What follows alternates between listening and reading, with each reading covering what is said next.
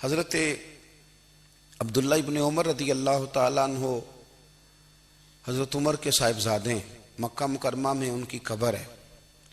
میں نے جب انہیں پڑھا تو مجھے ان سے بڑا پیار ہو گیا، لیکن آپ کو پتہ ہے وہاں جا کے کسی شخص کا مزار تلاش کرنا یا پوچھنا ایک مشکل کام ہوتا ہے۔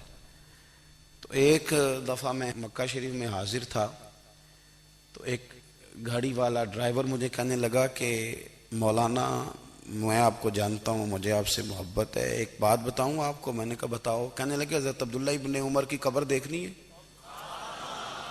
میں نے کہا یہ تو نہیں کہہ رہا، یہ کسی نے بندوبست کرایا ہے، یہ اللہ نے تیرے دل میں بات ڈالی ہے، یہ ہو گیا، تو لے چل مجھے۔ حضرت عبداللہ ابن عمر کو نبی پاک نے فرمایا تھا راجل صالح، یہ نیک بندہ ہے، یہ متقی آدمی۔ حضرت عبداللہ ابن عمر رضی اللہ تعالیٰ عنہ سیدنا فاروق اعظم رضی اللہ تعالیٰ عنہ کے صاحبزادے ہیں، اور ان کی ہمشیرہ سیدہ حفصہ رضی اللہ تعالیٰ عنہ حضور کی زوجہ محترمہ ہیں۔ ایک دن اپنی ہمشیرہ سے کہنے لگے کہ نبی کریم صلی اللہ تعالیٰ علیہ وسلم گھر میں آئے نا، اور اگر حضور غم امت میں پریشان نہ ہوں، طبیعت کو حشاش بشاش دیکھو، تو ذرا پوچھنا تو صحیح حضور کا میرے بارے میں کیا خیال ہے، پوچھنا تو صحیح کہ کریم کی بارگاہ میں میرا کیا مقام ہے، میرے بارے میں حضور کیا فرماتے ہیں۔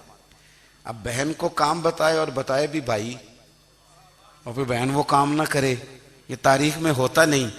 حضرت عمر فاروق رضی اللہ تعالیٰ عنہ کی صاحبزادی ام المومنین رضی اللہ تعالیٰ عنہ فرماتی ہیں کہ میں تو بس منتظر تھی، انہوں نے تو کہا تھا نا کہ اگر تم حشاش بشاش دیکھو تو بات کرنا، لیکن حضور تشریف لائے، میری باری تھی، میرے گھر تشریف لائے، کھانا پیش کیا تو فوراً میں نے عرض کی حضور ایک بات پوچھنی تھی۔ تو حضور نے فرمایا پوچھئے۔ میں نے عرض کی حضور میرے بھائی عبداللہ ابن عمر کے بارے میں آپ کا کیا خیال ہے؟ نوجوانوں میری بات پہ غور کرنا، میرے بھائی کے بارے میں آپ کا کیا خیال ہے؟ تو نبی کریم صلی اللہ تعالیٰ علیہ وآلہ وسلم نے میری طرف دیکھا، اور پھر حضور زیر لب تھوڑا مسکرائے، اور بریلی کے امام کہتے ہیں کہ حضور مسکرا دیتے تھے نا تو جو بڑا دکھی ہوتا تھا وہ بھی ہنس پڑتا تھا۔ اب سوال پیدا ہوتا تھا کہ پھر تو اس مسکراہٹ کے لیے انتظار کرنا پڑتا ہوگا کئی مہینے کہ حضور مسکرائیں تو رونے والے ہنسیں، تو اعلیٰ حضرت فرماتے نہیں، انتظار نہیں کرنا پڑتا، یہ مسکراتے رہنا تو حضور کی عادت ہے۔ جس کی تسکین سے روتے ہوئے ہنس پڑے، اس تبسم کی عادت پہ لاکھوں سلام۔ یعنی یہ تو عادت ہے حضور کی مسکراتے رہنا، اس کے لیے انتظار نہیں کرنا پڑتا۔ بھائیو آپ خیال رکھیں گے، غور کریں گے، حضرت عبداللہ ابن عمر رضی اللہ تعالیٰ عنہ کے بارے میں پوچھا تو سیدہ فرماتی ہیں کہ نبی کریم صلی اللہ تعالیٰ علیہ وسلم نہ زیر لب مسکرائے اور فرمایا حفصہ تیرا بھائی ہے تو اچھا، لیکن میں نے سنا ہے کہ عشاء کی نماز پڑھتا ہے تو فجر تک سویا ہی رہتا ہے۔ او نوجوانوں، 10 بجے تک سونے کی بات نہیں ہوئی، 9 بجے تک سونے کی بات نہیں ہوئی، 11 بجے اٹھنے کی بات نہیں۔ حضور فرمانے لگے میں نے سنا ہے کہ عشاء کی نماز پڑھ کے سو جاتا ہے اور فجر تک سویا ہی رہتا ہے، اسے چاہیے کہ تہجد کے وقت اٹھا کرے، اللہ کی بارگاہ میں حاضر ہوا کرے، آہوزاری کرے، سجدے کرے، عبادت کرے، اٹھتا ہے اور فجر میں جا کے اٹھتا ہے۔ حضرت جناب حفصہ رضی اللہ تعالیٰ عنہ کہتی ہے میں نے جناب عبداللہ ابن عمر کو پیغام دیا اور میں نے کہا میرے جوان بھائی سن، نبی پاک نے فرمایا ہے تو اچھا پر تہجد میں نہیں اٹھتا، نفل نہیں پڑھتا۔ او میری ملت کے جوانوں، مزہ نہیں آ جاتا جب ساری دنیا سوئی ہو، ساری دنیا، اور بستر بھی گرم ہو اور نیند بھی پورا غلبہ کر رہی ہو، اور اچانک گھنٹی بجے دماغ میں، آنکھ کھلے، گھڑی پہ نظر پڑے، 3:30 4 بجے کا پیغام گھڑی بتائے، اور کوئی چڑھتی جوانی والا اٹھ کے وضو کرے، اور جب وہ مصلی کھول کے بچھائے تو مدینے والے محبوب کہتے ہیں کہ ہر نماز پہ رب ثواب دیتا ہے، اور جو اٹھ کے تہجد کی نماز پڑھے اسے دیکھ کے تو رب مسکراتا ہے، جو اس کی شان کے لائق ہے، جو اس کی شان کے لائق، وہ مسکراتا ہے، خوش ہوتا ہے کہ میرا بندہ تہجد میں اٹھ گیا، وہ مسکراتا ہے۔ کاش ہماری صبحیں کبھی اپنے مالک کے نام ہو جائیں. کاش کے صبح حضرت ابو الحسن رحمۃ اللہ تعالی علیہ حضرت معاذ ابن جبل رضی اللہ تعالیٰ عنہ کے پاس بیٹھا کرتے تھے. فرماتے ہیں ان سے جو پیار بڑھا تو پھر میرا مصلی سے بھی بڑھ گیا. تابعی ہیں. فرماتے ہیں صحابی رسول سے محبت ہوئی تو ذکر سے بھی ہو گئی, پھر درود شریف سے بھی ہو گئی. محبت ان سے بڑھی تو پھر اللہ نے مسجد کا پیار بھی بڑھا دیا. آپ فرماتے ہیں کہ میری ہر وقت بھی یہ چاہتی تھی کہ بس اللہ اللہ کروں, بس اللہ اللہ کروں, بس نہ میں ذرا تھوڑی جان چھڑاؤں لوگوں سے, کو 10 منٹ ملے تو میں کو 4 نفل پڑھ لوں, میں تھوڑا سا نہ بچوں لوگوں سے, اور مجھے تسبیح ملے تو میں نہ کچھ 400-500 دفعہ استغفار پڑھوں, سبحان اللہ, الحمدللہ, اللہ اکبر, لا حول ولا قوت الا باللہ, میں نہ تسبیحات پڑھوں. فرماتے ہیں کہ بچے تھے گھر میں 6-7, غربت تھی, کام ملتا کوئی نہیں تھا, اور میں کام چور نہیں تھا, کام ڈھونڈتا تھا, پر اللہ کی قدرت کے کام نہیں ملتا تھا. فرماتے ہیں کہ میں نے ایک دن اپنی اہلیہ سے کہا کہ آج میں پھر جاتا ہوں کام ڈھونڈنے. تو میری بیوی بڑی فرما بردار تھی, پر اس دن نہ غربت کے ہاتھوں تنگ آ کے کہنے لگی آج نانا کوئی تو چیز لے کے آیا, تو مجھ سے بچوں کی بھوک نہیں دیکھی جاتی. یہ سب روگاں دا روگ محمد جس دا نام غریبی, کنڈ بلا کے لنگ جاندے نہیں دوست یار قریبی. آج نہ کچھ لے کے آیا تو میں بچے لے کے میکے چلی جاؤں گی. شیخ فرماتے ہیں کہ میں بڑا پریشان گھر سے نکلا, پر میں نے صبح سے لے کے زور تک کام ڈھونڈا, کام ملا کوئی نہیں. تو میرے دل میں خیال آیا چلو کام نہیں ملتا تو اللہ اللہ تو کرے نا, چلو بندوں کی مزدوری نہیں ملتی تو رب کریم کی عبادت ہی کرتے ہیں. فرماتے ہیں کہ میں نے نا فرات کے پانی سے وضو کیا, نہر کے, شدید دھوپ تھی, ساتھ ریت تھی اور ریت تپ رہی تھی. میں نے اپنا رومال وہیں مصلی کے طور پر بچھا لیا, اور فرماتے ہیں کہ زور سے لے کر عصر تک نماز پڑھی. دھوپ بھی پورے زور پہ, پر میرے سجدے کا ذوق بھی پورے زور پہ. فرماتے ہیں سورج بھی چمک رہا ہے اور رب کی عبادت کا ذوق بھی پورے زور پہ. میں سجدہ کروں تو پھر میرا اٹھانے کو جی نہ چاہے. میرے استاد لکھا کرتے تھے, یہ ان کا شعر ہے, وہ کہا کرتے تھے مجھے سوز دے, مجھے ساز دے, اور مجھے نیم شب کا نیاز دے, دم سجدہ خود کو میں توڑ دوں, مجھے ایسا ذوق نماز دے. اور میں تیری بہار کا پھول ہوں, میں کھلا بھی ہوں تو تیرے لیے, مجھے میری شاخ سے توڑ لے, مجھے اپنی زلف کا ناز دے. بھائی فرماتے ہیں کہ عصر تک میں نے نفل پڑھے, دل ڈھلنے لگا, عصر کی نماز پڑھی اور میں وہاں سے چلا. اب میں جب نکلنے لگا تو دل میں خیال آیا کہ چھوٹی چھوٹی دیواریں ہیں گھر کی, بغیر کچھ لیے جاؤں گا تو بیوی دور سے دیکھے گی تو شور کرے گی کہ پھر خالی ہاتھ آ گیا ہے. کہتے میں نے اپنے اسی رومال میں جس پہ میں نے نماز پڑھی تھی نا, رومال میں کیا دے پنجابی صافہ کہتے ہیں, اسی میں نا میں نے کچھ ریت بھر لی کہ وہ دور سے دیکھے گی تو سمجھے گی کچھ لے کے آیا ہے, چلو جا کے اسے بتا دوں گا کہ آج پھر مزدوری نہیں ملی. کہتے ہیں وہ ریت لے کر جب میں گھر میں گیا تو پہلے بیوی دروازے پہ کھڑی ہوتی تھی, پوچھتی تھی خالی ہاتھ آ گئے ہو, آج میں نے دیکھا تو ہے ہی کوئی نہیں. فرماتے ہیں میں اندر داخل ہوا, سلام لیے, کونے میں نے وہ رومال رکھ دیا اور میں نے آواز دی کہ بھلی مانس کہاں ہو. تو وہ کہنے لگی آپ منہ ہاتھ دھو لیں, میں روٹی لے کے آئی. میں نے کہا روٹی کہاں سے آ گئی, یہاں تو کئی دنوں کے فاقے, تو کئی دنوں کی غربت ہے, یہاں تو اس گھر میں تو فقیری ہے. فرماتے ہیں کہ وہ روٹی لے کے آئی اور اس وقت کی جو موجودہ نعمتیں تھیں, سمجھ لیں سلاد, اچار, ہر چیز ساتھ لائی. میں نے کہا کہ بچے کہاں گئے؟ کہنے لگی وہ کھانا کھا کے کھیلنے گئے, آپ کھانا کھا لیں آ جاتے. کھانا اس نے چن دیا. میں نے حیرت انگیز لہجے میں ساری نعمتیں اپنے دسترخوان پہ دیکھ کر کے بیوی سے پوچھا یہ کہاں سے آیا کھانا, بچوں کو تو نے کہاں سے کھانا کھلایا, یہ سارا کچھ کیسا ہے؟ تو کہنے لگی پتہ نہیں آج آپ کس کریم کی مزدوری کرنے چلے گئے تھے, پتہ نہیں کس کریم کی, میرے گھر میں تو اتنی نعمتیں آئی ہیں کہ مجھ سے سنبھالی نہیں جا رہی, اتنا اناج ہے, اتنا گندم ہے, کس کریم کے دروازے آج چلے گئے تھے. یہ کہتے کہتے وہ اٹھی اور اٹھ کر کے کہنے لگی پہلے بڑا کچھ آیا تھا، اب کیا لے آئے ہو؟ اور جا کر کے نا اس نے وہ ریت والا رومال کھولا، کہنے لگے میں تو لے کے آیا تھا ریت، تو میرے رب نے اسے بھی سونے اور ہیرے بنا دیا تھا۔ جب آپ کی توجہ اللہ کی جانب، میرے نبی پاک صلی اللہ تعالی علیہ وسلم نے فرمایا ہر چیز اپنے رب سے مانگ، ہر چیز مانگ، ہر چیز مانگ۔ یا رسول اللہ کیا کچھ؟ میرے محبوب نے فرمایا تیرے گھر میں نمک بھی ختم ہو جائے تو وہ بھی اپنے رب سے مانگا کر، تو مانگنا وہ تجھے دے گا، تو اس کی بارگاہ میں کشکول طلب دراز تو کرنا۔ اور ترمذی شریف میں عجیب لفظ ہیں، رسول کائنات نے فرمایا، رب کریم فرماتا ہے جب میرا بندہ ہاتھ اٹھاتا ہے نا تو مجھے حیا آتی ہے کہ میں خالی کیسے لوٹا دوں اس کے۔ اتنے بڑے بادشاہ کی بارگاہ میں، او بھائی لوگوں سے عزتیں تلاش کرتے ہو تو وہ کیا تمہیں عزت دیں گے؟ وہ تو کل اچھا کہتے ہیں پرسوں برا کہنے لگ جاتے ہیں۔ لوگوں کے سامنے گڈ بک میں آنا چاہو گے تو وہ تو سویرے تمہارے بارے میں کچھ کہیں گے، شام کچھ اور کہیں گے۔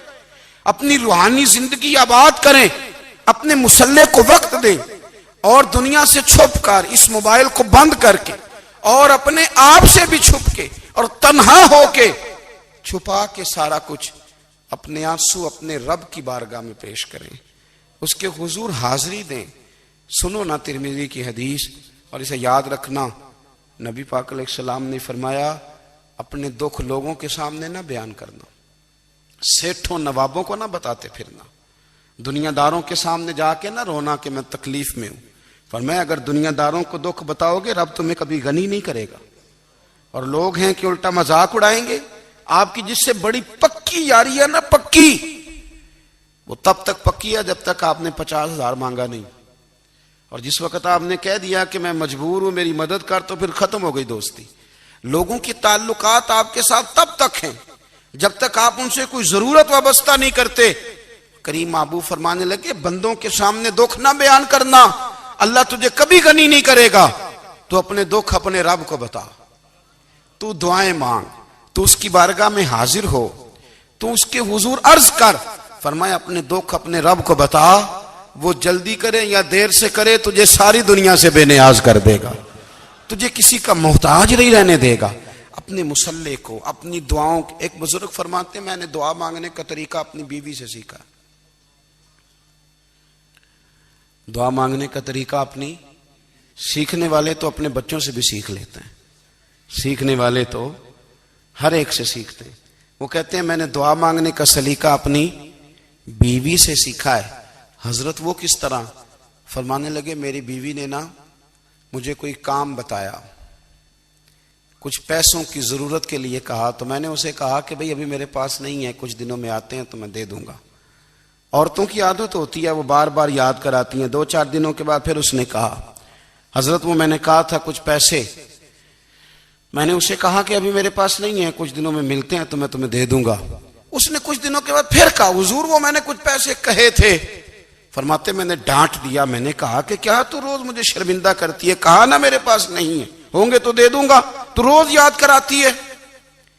فرماتے ہیں اس نے پہلے تو میری ڈانٹ کو سہا، پھر میرے سخت جملوں نے اس کی آنکھوں میں آنسو پیدا کر دیے، پھر اس نے اپنے آنچل میں اپنے اس دکھ کو سمیٹا، اور پھر اس نے ایک جملہ کہا تو میں رو پڑا، اور مجھے اپنے رب سے مانگنے کا طریقہ آ گیا۔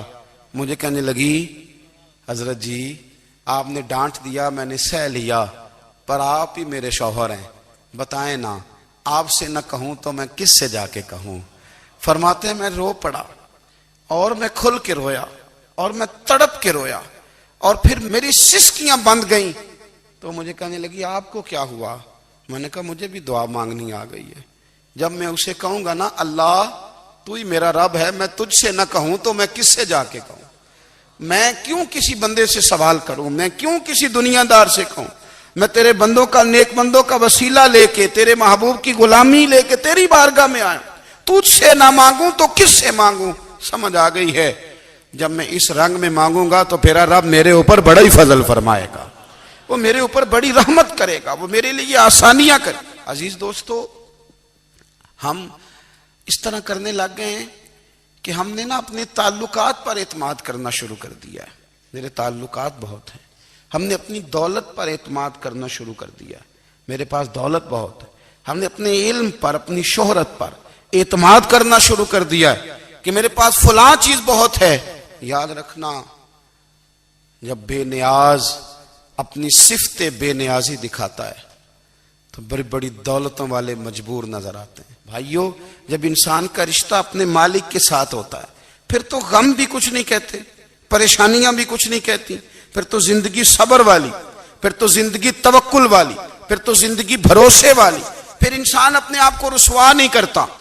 دنیا داروں سے امیدیں اس کی ختم ہو جاتی، امیدیں اللہ رسول سے لگا لیتا ہے، مضبوط ہو جاتا ہے، مضبوط، طاقتور ہو جاتا ہے، خوددار ہو جاتا ہے، باوقار باعزت ہو جاتا ہے. حضرت بہلول دانا رحمت اللہ علیہ بیٹھے تھے تو ہارون رشید حج کر کے آ رہا تھا.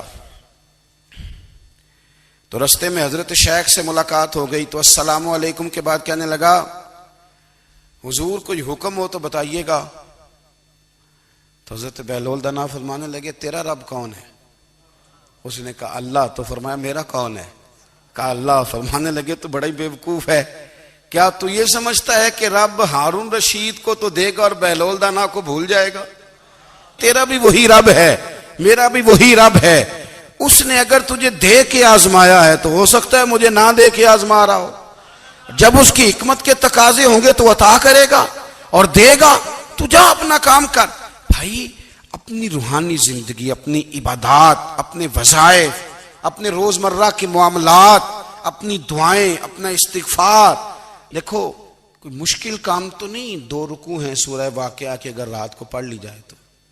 میں کس طرح یہ بات بیان کروں کہ تعویذ بانٹنا آسان ہے اور وظیفہ بتانا مشکل ہے. سارا دن تعویذ بانٹیں تو لوگ لینے کو تیار ہیں، اور اگر آپ وظیفہ بتائیں تو کہتے ہیں تو مشکل کام ہے. او خدا کے بندے، اگر آپ کا تعلق قرآن پاک کے ساتھ مضبوط ہو، قرآن پاک کے ساتھ اگر آپ کا رشتہ ہو، لوگ سفارشیں ڈھونڈتے ہیں نا دنیا میں، کوئی تعلق مل جائے تو میرا کام ہو جائے. دنیا میں اتنا مشکل معاملہ ہے، آخرت میں مجھے بتائیے گا کتنا مشکل معاملہ ہوگا. میرے نبی پاک صلی اللہ تعالی علیہ وسلم نے فرمایا، جو لوگ سورہ ملک پڑھا کرتے تھے نا، سورہ ملک، یہ سورت ملک قیامت میں ان کی سفارش کرے گی، اور اس طرح کرے گی کہ کہے گی اے اللہ یہاں اس بندے کو جنت میں داخل کر دے یا مجھے قرآن پاک سے علیحدہ کر دے. تو رب فرمائے گا جا اس کا دامن تھام کے اسے جنت تک پہنچایا.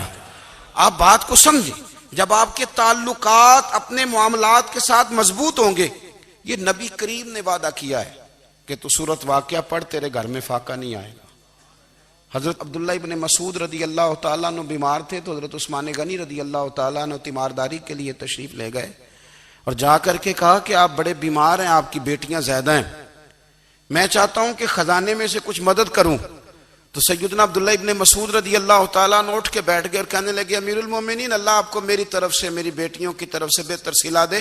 میری بیٹیوں کو کسی خزانے کی ضرورت نہیں، میں نے انہیں خزانہ دے دیا ہے.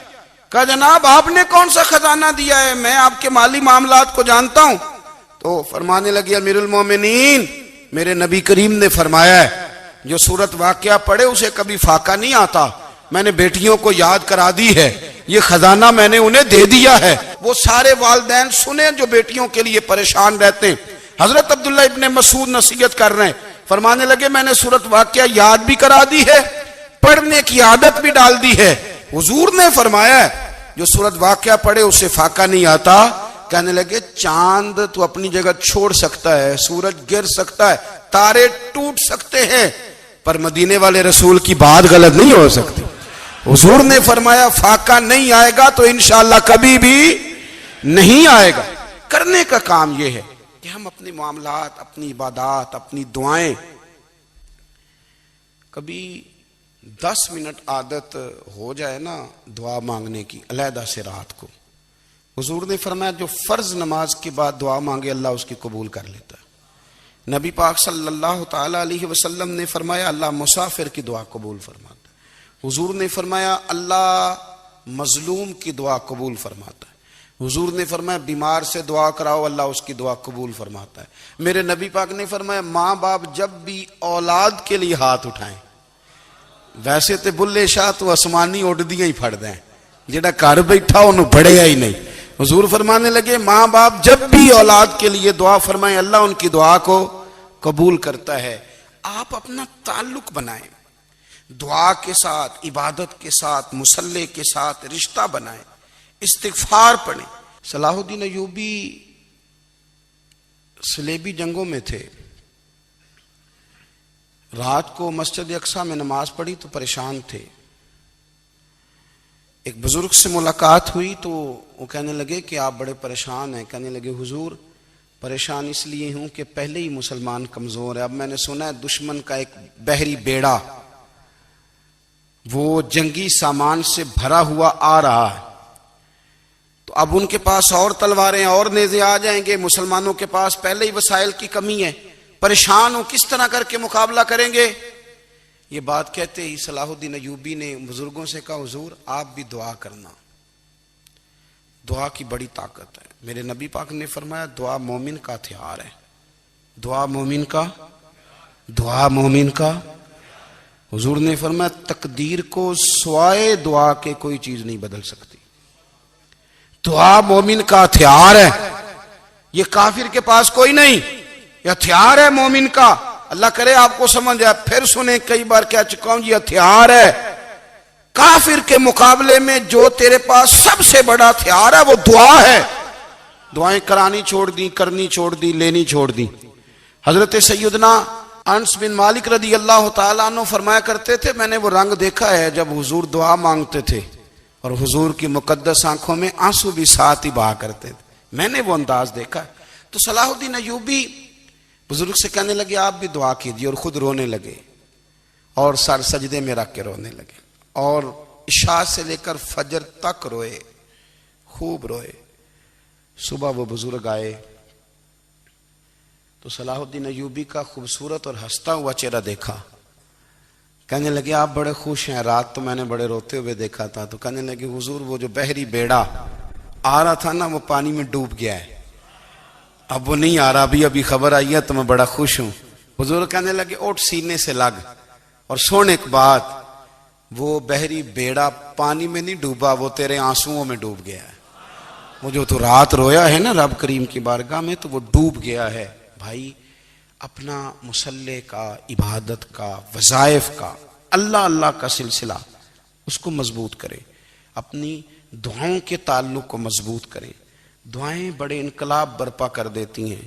ہم تھوڑے تھوڑے نا جب سے خشک ہوئے ہیں نا، خشک، اور میری تو جماعت ہی صوفیاء کی جماعت تھی، ہم تو داتا علی اجمیری کی جماعت سے، ہم تو خواجہ اجمیری کی جماعت سے، ہم تو شیخ احمد فاروق سرہندی کی جماعت سے، ہم تو صوفیاء کی جماعت۔ ہماری جماعت نے بھی وہ تعلق جو ہمارے بزرگوں نے بنایا تھا۔ بزرگ اللہ کے قریب کیسے جاتا ہے؟ تو ہمارے یہاں نا بہت سارے لوگ کہتے ہیں جی نظر ہو گئی تو کام ہو گیا۔ بھائی جو بخاری مسلم میں طریقہ ہے نا اللہ کا قرب پانے کا وہ تو نفل ہے۔ نبی کریم علیہ الصلوۃ والسلام نے فرمایا بندہ نفلوں کے ذریعے رب کے قریب جاتا ہے، اور اتنا قریب جاتا ہے کہ پھر اللہ اس کی زبان بن جاتا ہے، اللہ اس کی آنکھیں بن جاتا ہے، کان بن جاتا ہے، ہاتھ اور پیر بن جاتا ہے۔ تو یہ تو عبادت ہے، یہ تو اللہ کی بارگاہ کی حاضری ہے جو آپ کو اللہ کے قریب کرے گی۔ تو اپنے نماز کو اہمیت دے کے ادا کریں، نمازیں موبائل بند کر کے ادا کریں۔ لیکن نا کچھ لوگ کہتے ہیں مجھے ٹائم نہیں ملتا نماز کا، تو میں کہتا ہوں یہ آپ نے بڑی جرت کی بات کی ہے۔ مجھے کو میرا پیر بھائی کہہ دینا میرے پاس ٹائم نہیں آپ کو ملنے کا، تو میں کہتا ہوں آج کے بعد آنا ہی نہ۔ تو کیا سمجھتا ہے تو بہت بڑا آدمی ہے، تیرے پاس ٹائم نہیں ہے اور ہمیں ملنے کا ٹائم، موج کر۔ تو آپ نے اللہ رسول کو کہہ دیا ٹائم نہیں۔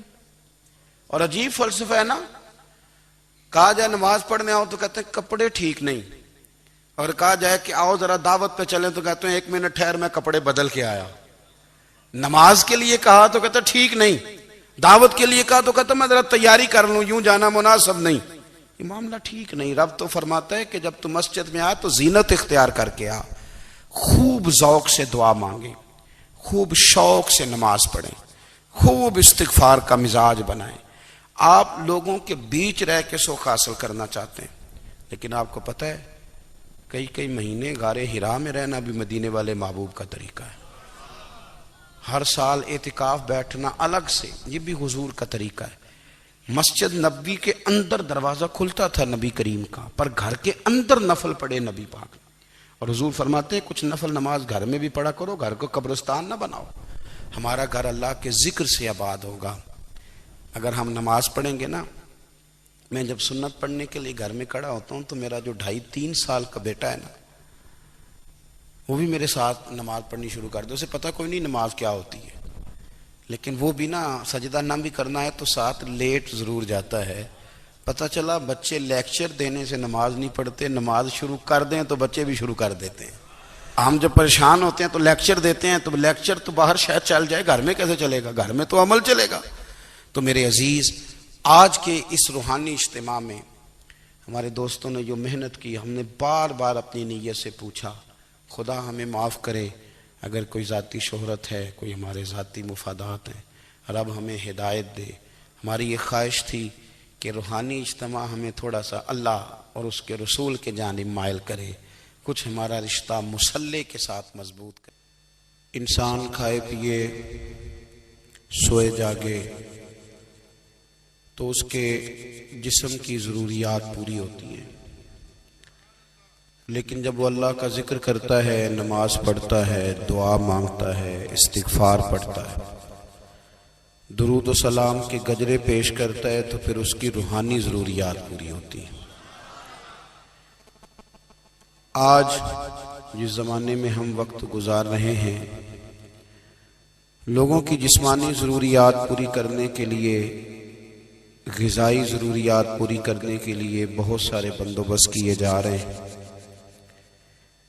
لیکن جتنا لوگ اپنی ظاہری ضروریات میں خود کفیل ہوتے جا رہے ہیں، اتنا ہی زیادہ وہ روحانی طور پر کمزور ہوتے جا رہے ہیں. گھنٹوں بیٹھ کر گپ شپ کرنے والے لوگوں کے لیے تھوڑی دیر بھی ذکر الہی کرنا مشکل ہو جاتا ہے. لمبی چوڑی باتیں کرنے والے، لمبے چوڑے دلائل دینے والے لوگ اور سمجھدار لوگ اور سیانے لوگ عبادت کے معاملے میں سستی کرتے ہیں، عمل کے مسئلے میں کمزور ہو جاتے ہیں. تسبیحات کرنا، وظائف پڑھنا، درود و سلام پڑھنا، کم بولنا، سچی بات کرنا، صبر سے رہنا، شکر کو اپنانا، قناعت اختیار کرنا، حسد، بغض، عداوت سے بچنا، یہ لوگوں کے لیے مشکل ہو جاتا ہے. پھر اس کا نقصان یہ ہے کہ معاشرہ ایک عجیب سی بے سکونی اور بے قراری کا شکار ہے. جیب میں بہت زیادہ پیسے رکھنے والا، خوش شکل نظر آنے والا، پیٹ بھر کے روٹی کھانے والا شخص بھی ڈھونڈتا پھرتا ہے کہ آخر میں پریشان ہوں کیوں. آپ انسانیت کی تاریخ پڑھیں گے تو آپ کو معلوم ہوگا کہ انسان نے کبھی پتھر کی پوجا کی، کبھی معاذ اللہ چاند سورج کی، درختوں کی، بتوں کی پوجا کی. معاذ اللہ یہ غلط ڈائریکشن پہ تو چڑھ گیا، لیکن ایسا نہیں ہے کہ کوئی بندہ دنیا میں آیا ہو اور کسی کی اس نے عبادت نہ کی ہو. اس لیے کہ اللہ تبارک و تعالیٰ نے جس طرح ہمارے جسم میں کھانے کی طلب رکھی ہے، پینے کی طلب رکھی ہے، سونے کی طلب رکھی ہے، اسی طرح اللہ تعالیٰ نے عبادت کے لیے طلب رکھی ہے جسم میں. یہ تو ہوا کہ انسان گمراہ ہو گیا، غلط رستوں پہ چل نکلا،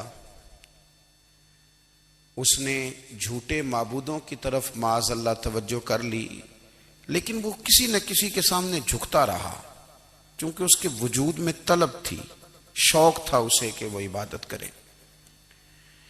اللہ تبارک و تعالی جب مسلمان کو توفیق دے اور اللہ کی بارگاہ کی جانب وہ رجوع کرے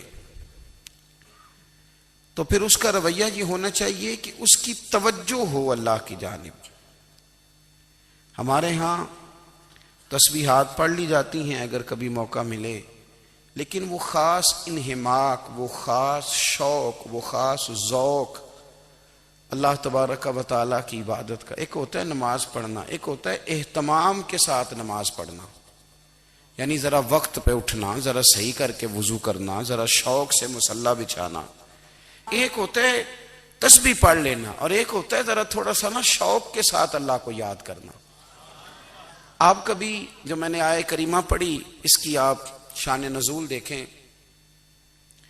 نبی کریم صلی اللہ تعالی علیہ وسلم کے نا کچھ صحابہ اللہ کی محبت کے شوق میں حضور کی بارگاہ میں حاضر ہوئے اور انہوں نے آ کے عرض پتہ کیا کیا؟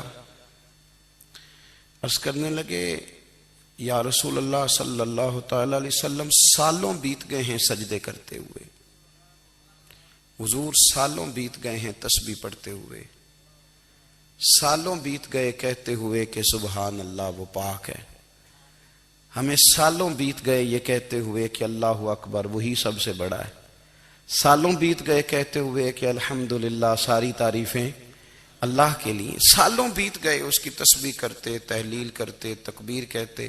حضور اب نہ ہمارا اپنے رب سے ملنے کو جی چاہتا ہے. کبھی اے حقیقت منتظر نظر آ نہ لباس مجاز میں، لاکھوں سجدے تڑپ رہے ہیں میری جبین نیاز میں.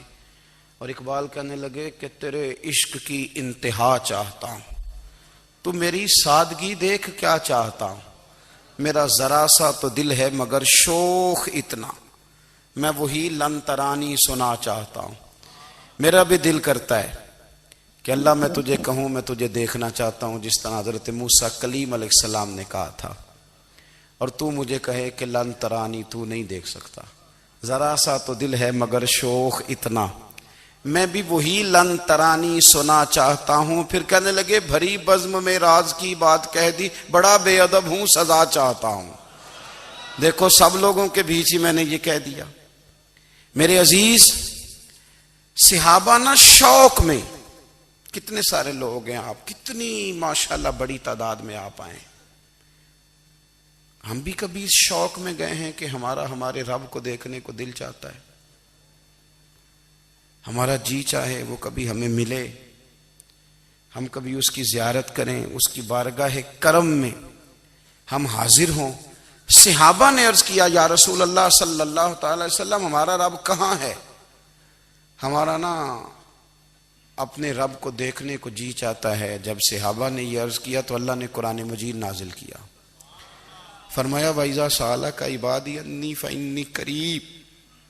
محبوب جب میرے بندے آپ کی بارگاہ میں آ کے میرے بارے میں پوچھے نا تو ان سے کہہ دینا میں ان کے قریب ہی ہوں،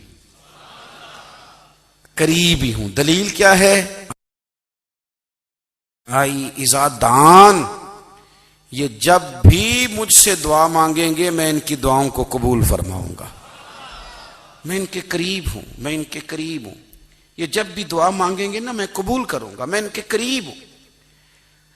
اللہ تبارک و تعالیٰ کے بندے اللہ سے محبت کرتے، رب کی بارگاہ میں جھکتے، اس کو اپنے دکھ سناتے، اس کے پیارے محبوب صلی اللہ تعالی علیہ وسلم کا وسیلہ لے کے اس کے حضور حاضر ہو جاتے، پیشانیاں سجدوں سے روشن ہوتی. ہم نا ہر چیز کے لیے وقت نکالتے ہیں، ہر چیز کے لیے، لیکن عبادت کے لیے وقت نہیں نکالتے. ہر شے آباد ہے، ہر شے. ہماری فیس بک بھی آباد ہے، واٹس ایپ بھی آباد ہے، ہمارے ٹویٹر بھی آباد ہیں، ہماری ہر چیز آباد ہے. سب سے کم آباد ہمارا مصلی رہ گیا ہے، سب سے کم. وہ لوگ اب ڈھونڈنے سے ملتے ہیں جن کی بغل میں مصلی ہوتا تھا. میرے بھائی آپ کتنا کو دنیا کے پیچھے بھاگو گے تھکا دے گی، کتنا دولت کے پیچھے بھاگو گے تھکا دے گی. آپ جب اپنی زندگی میں جمع تفریق کرو گے نا تو مرتے وقت احساس ہوگا کہ سارا کچھ تو لوگوں کے لیے کیا، اپنے لیے تو کر ہی کچھ نہیں سکے. اور ہم عبادت کے معاملے میں بہانے بازی بھی کرتے ہیں.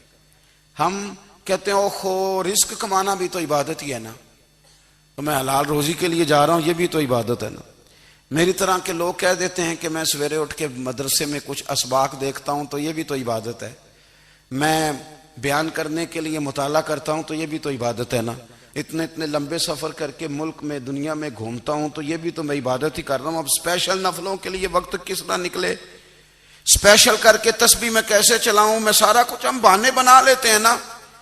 میرا سوال یہ ہے کہ یہ ساری باتیں صحابہ کو، نبی کریم کو، دیگر لوگوں کو بھی تو پتہ تھی نا. لیکن آپ غور تو کریں، 23 سال حضور کو وقت ملا، مختصر وقت ظاہراً تبلیغ کرنے کے لیے، پوری دنیا میں دین بھی پھیلانا ہے۔ گھر میں 11 ازواج ہے، 4 بیٹیاں ہیں، ان کی اولادیں، سارے کام کاج بھی دیکھنے ہیں۔ لیکن سیدہ طیبہ طاہرہ حضرت عائشہ صدیقہ رضی اللہ تعالیٰ عنہ فرماتی ہیں سارا دن تبلیغ کرتے، ہر غلام کے دکھ سنتے، گھر میں آتے تو اپنے گھر والوں کا خیال کرتے، کام میں ہمارا ہاتھ بٹاتے۔ قربان جاؤں، کہتی ہیں زمانہ سارا سو جاتا لیکن آمنہ کے لال مصلی بچھا لیتے۔ دنیا سو گئی، ساری سب سو گئے، جو خدام تھے، وہ جو غلام تھے، وہ سو گئے۔ صحیح مسلم میں لفظ ملیں گے، سیدہ پاک فرماتی ہیں او میرے نبی کے غلاموں، میں نے یہ رنگ بھی دیکھا ہے کہ حضور نے اتنا کھڑے رہے، اتنا قیام کیا، اتنا قیام کیا کہ مقدس پیروں میں ورم آ گئے، سوج گئے پیر، اتنے بڑے۔ دل پہ ہاتھ رکھ کے نہیں بتا سکتا کہ میرے کبھی نماز میں پیر سوج گئے ہوں، کوئی نہیں بتا سکتا۔ بچوں کی روٹی کماتے تھک گئے، بات الگ ہے، ہم سیر کرنے گئے تو تھک گئے، بات الگ ہے، لیکن عبادت میں یہ بھی تو مسلم شریف ہے نا، یہ بھی تو دین ہے نا، یہ بھی تو حضور کی سنت ہے، یہ بھی تو وہ چیز ہے جو کریم کی آنکھوں کی ٹھنڈک ہے۔ سیدہ فرماتی ہیں پیروں میں ورم آ گئے، اور ساری رات ہی حضور نے نماز پڑھی اور ایک ہی آیت بار بار دہرائی۔ مسجد نبوی میں بلال حبشی نے فجر کی اذان دے دی اور حضور ابھی مصلی پہ تھے، کریم فارغ ہوئے۔ میں نے عرض کی یا رسول اللہ صلی اللہ علیہ وسلم، آپ کے تو صدقے اللہ اگلے پچھلوں کے گناہ معاف کرے گا، تو آپ اتنی آہوزاری کیوں فرماتے ہیں؟ آپ تو شفیع ہیں، آپ تو انبیاء کے امام ہیں۔ تو حضور نے فرمایا عائشہ تم نے گنوایا ہے نا میرے اللہ کی مجھ پر کتنی رحمت ہے، افلا اکون عبدا شکورا، فرمایا اگر اس نے اتنی نعمتیں دی ہیں تو کیا میں اس کا شکر گزار بندہ نہ بنوں؟ میں شکر گزار بندہ نہ بنوں اس کا؟ پھر اگر اتنی نعمتیں اس نے دی ہیں، مجھے اتنا نوازا ہے، تو پھر میں اس کے سامنے سجدے نہ کروں؟ او میرے بھائی، بڑے قابل فخر لوگ ہیں ہم کہ ہم نبی پاک کے غلام ہیں، ہم قابل فخر ہیں کہ نبی کریم کے غلام ہیں۔ کیا کبھی اس غلامی کے شکرانے میں بھی 2 نفل پڑھے کہ یا اللہ تیرا شکر ہے تو نے ہمیں حضور کا غلام بنایا ہے؟ یاد رکھیں کہ اپنی روحانی زندگی کو آباد کریں، استغفار پڑھیں، تسبیحات کریں،